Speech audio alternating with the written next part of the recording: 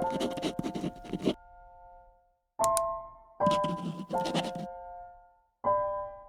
habe meine Prüfung geschafft. Ich bin jetzt frei.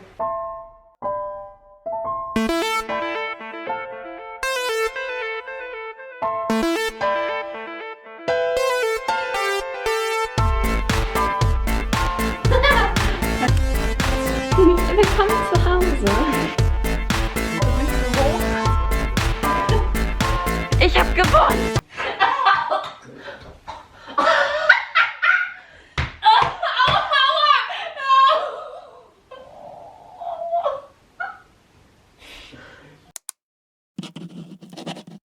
So, since I had really much fun sharing my January reads with you in my last vlog, I figured that I wanted to include my reading adventures in my videos in the future. So, welcome to my February reads, I guess. But before I dive in, I wanted to introduce myself as a reader, because I think there are a few bookish facts that would be interesting to know, especially if you're new on my channel. The first fact is that I almost exclusively read fiction. I think it's because university kind of destroyed my fun for reading, and after I graduated and started implementing reading as a hobby of mine again, I said, okay, I'm just doing it for entertainment and for fun. Which doesn't mean that I don't read non-fiction or only read like light-hearted, easy fiction. That's not true. I also like heavy topics and like very deep stuff, but yeah, it's my hobby, so I won't make science of it and just enjoy reading. I mostly read ebooks or online, since I have neither the money nor the space to have a huge physical library. That's why you will mostly see me with my little e-reader and my iPad. I count audiobooks as reading. It's not cheating in my opinion, because if I have listened to a whole book, then it means that I consumed it. Genre-wise, I'm not really set on one specific thing. Last year I read a lot of romance, but this year I want to try dabble in some different genres. I'm interested in thriller, horror, mystery, urban fantasy, magical realism, and contemporary fiction. Since a lot of authors publish their works in English and I have a bachelor's degree in English and literature, I try to read all English originals in English. How often can you say English in one sentence? Otherwise I read in German, since it's my mother tongue. In terms of manga, I mostly read online, but I physically collect 3 series at the moment, which are Haikyuu, Jujutsu Kaisen, and Beastars. The last fact about me is that I read a lot of Japanese and Korean boy love / yaoi smut. The first book I finished in February was House of Hollow by Krystal Sutherland, which is about the 3 sisters, Grey, Vivi and Iris, who got abducted or kidnapped or just vanished when they were little on a street in Edinburgh and returned 1 month later. Nobody could find out what happened to them, and it seems that they themselves don't even know what happened to them. The story follows the youngest sister Iris like 10 years after their vanishing, and one day they are scheduled to meet, but Grey doesn't show up. And then the story kicks in and Iris and Vivi are trying to find their sister with the help of the sister's boyfriend Taylor. I have to admit I was intrigued at first, but about the halfway mark I got bored, and towards the end I got very annoyed. The main character Iris is just straight up stupid. Vivi is throughout the whole book just fucking sassy and super useless. Grey, when she's there, is either unconscious or talking in riddles, and Tyler, the boyfriend, his only job is to look hot as fuck and vomit all the time. I think that the author tried to shock with all the very detailed descriptions of the very gruesome and like disgusting things in the book, but since it didn't have a very good story for me. All this like body horror and creepy places and the descriptions of the smells just felt really empty and pretty much annoying for me. It's a pity because it was my first YA novel that I like read as an actual adult, and it was actually very, very high rated on BookBeat as well as on the Storygraph, but for me it was a flop.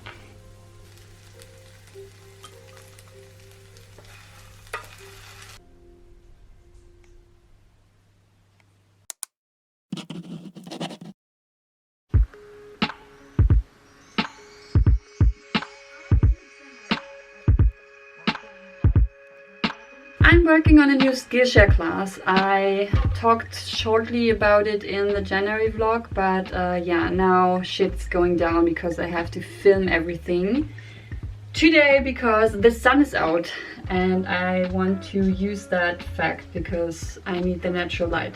Okay, das ist ein Test dafür, ob das Mikro dicht genug steht. Ich sollte vermeiden, hier hinten gegenzureiben, sondern besser frei stehen. So, this is the setup. I will be standing here. There's the microphone. The microphone is plugged into the laptop.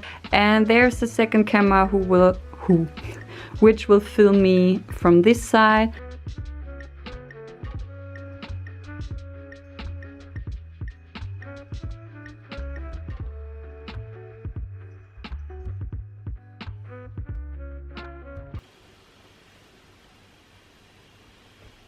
I need a haircut. Dann lieber Donnerstag 14:30 Uhr. Super, vielen Dank.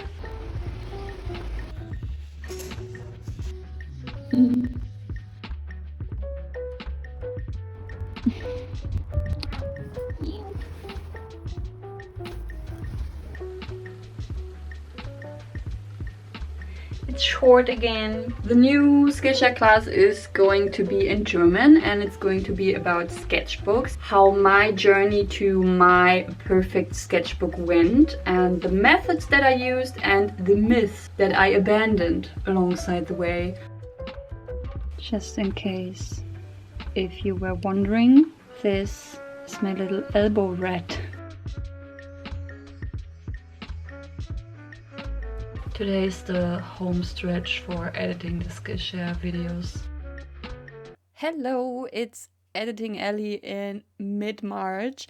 I just wanted to jump right in here and tell you that my new Skillshare class, Skizzenbücher, Mythen, Blockaden und wie du deines endlich effektiv nutzt, is already published on Skillshare. You can find the link in my description box.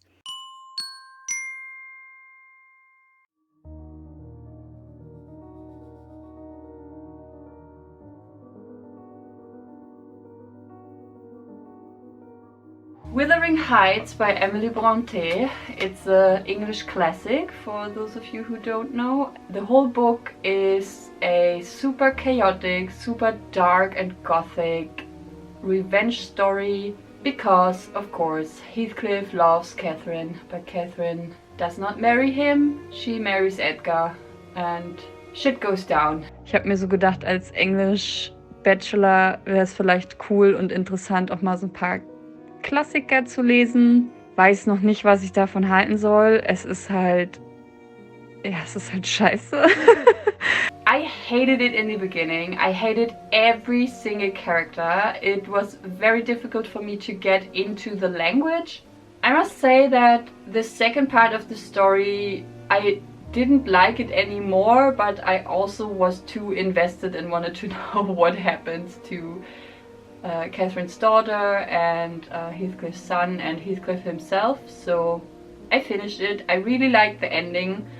I think it was well deserved and just, yeah, made me feel good.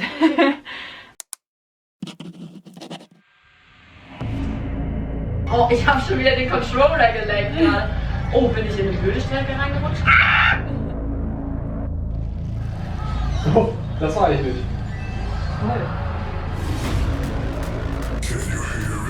Jedes Mal sechs Ecken. Jede blöde Wort kommt an. I've been obsessed with Mario Kart. It's not even funny anymore.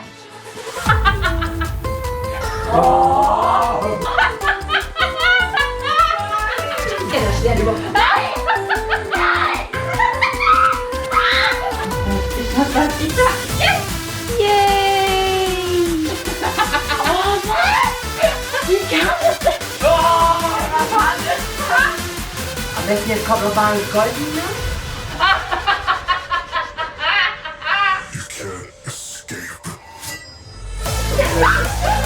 Das ergibt überhaupt keinen Sinn. Du bist die Bande gefahren. Na klar.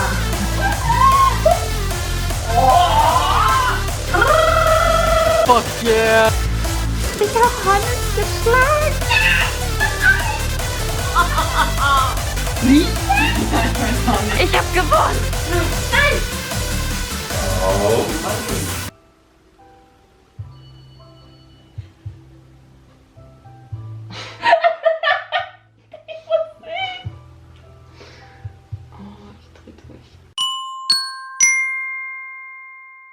Linus spluttered. I don't have time for such things. Mrs. Clapper scoffed. Perhaps you should consider making time, Mr. Baker. Being alone at your age isn't healthy. I'd hate to think of what would happen if you were to blow your brains out. It'd hurt the resale value of the whole neighborhood. I'm not depressed. She looked him up and down. You aren't? Why on earth not? A magical island, a dangerous task, a burning secret. Linus Baker leads a quiet, solitary life. At 40, he lives in a tiny house with a devious cat and his old records. As a caseworker of the department in charge of magical youth, he spends his days overseeing the well-being of children in government-sanctioned orphanages. When Linus is unexpectedly summoned by extremely upper management, he's given a curious and highly classified assignment.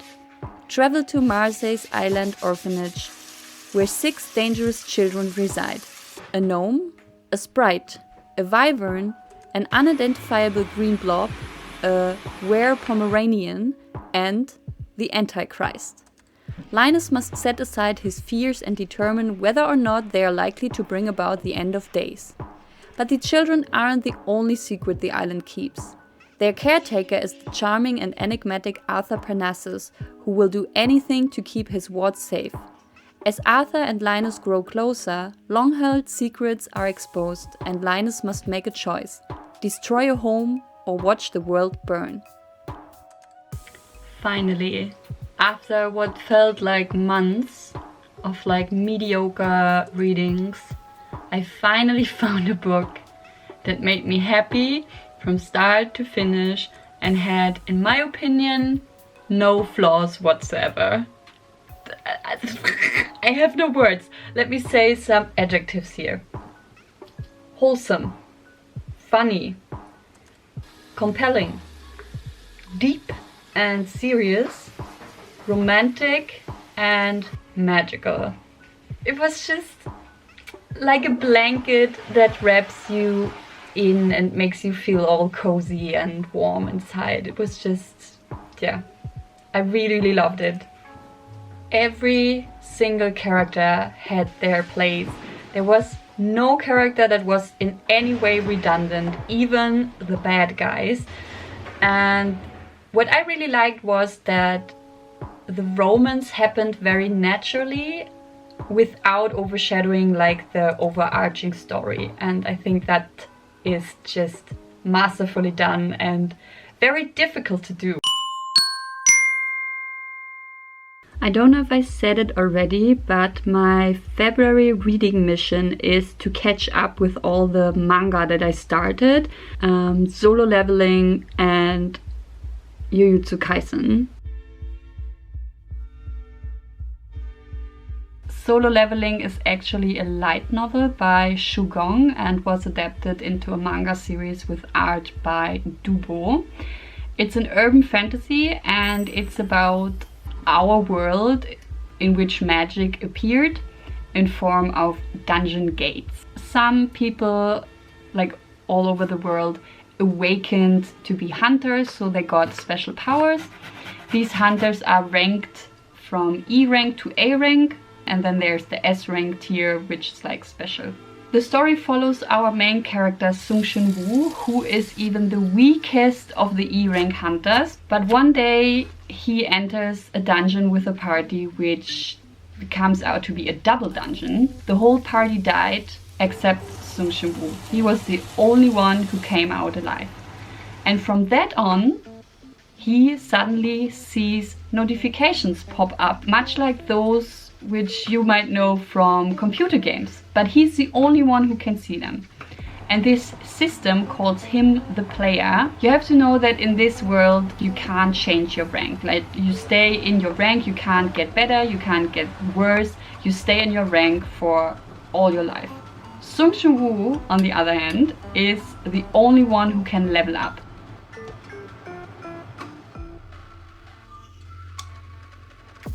How powerful do you want to be? Sung-Shin Woo? Yes. Give me all the power. He's so mad. And he's cocky as fuck. I just got out of bed, changed the battery of my camera to film a quick update because I'm so happy. I was so hoping for a little romance to happen, and I think it does happen. He is so fucking creamy, I can't. Oh my god. Oh! I'm done. I'm done. I'm done. I'm done with solo leveling. Oh my god. Positives. I never knew what will happen next, which I really like in stories. Second, there was a little romance which I really liked and was really like naturally woven into the overarching story, and like, yeah, I really ship it. It was really cute. Third, so many cool, diverse and interesting characters. Not only were they really pretty, they were also really interesting and had like their own troubles and like weaknesses and strengths and stuff. Fourth, very, very interesting concepts with the gates and the monsters and yeah, like the system and all. And the fifth positive point was, it was really funny. Really funny, especially like Sung-Shin Woo interacting with his shadow army. It's like he's the dad of all these weird shadow soldiers, and they are strong as fuck, but they're also very cute and very loyal, and they love him to bits. And now the negatives. In my opinion, Sung-Shin Woo became really overpowered really quickly. Then there were too much politics, which would have been fine if that would have made any impact on the actual story, but it was just there, and it had no purpose for it to be so detailed and fleshed out. Would I recommend it though? I don't know. If you're someone who can binge read manga, then yeah, maybe, but if you're not into manga at all and like rather want to wait for the anime adaptation, which will come, then yeah, just wait for the anime.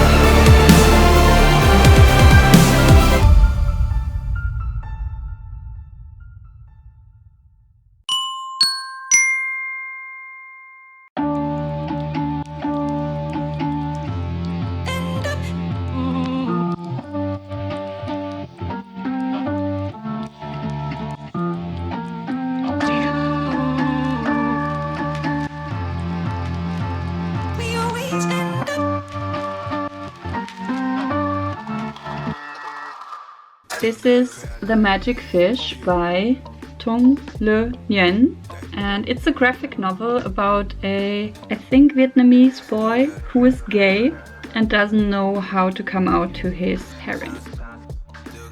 Such a wholesome story, such beautiful artwork, and yeah, it's a very, very creative but also really mundane and slice of life retelling of Cinderella and the Little Mermaid, and I really like the different cultural aspects of like the American version and the Vietnamese version. I will definitely reference this for my own artwork in the future and would highly recommend it. It's a pretty book and a really, really cute story.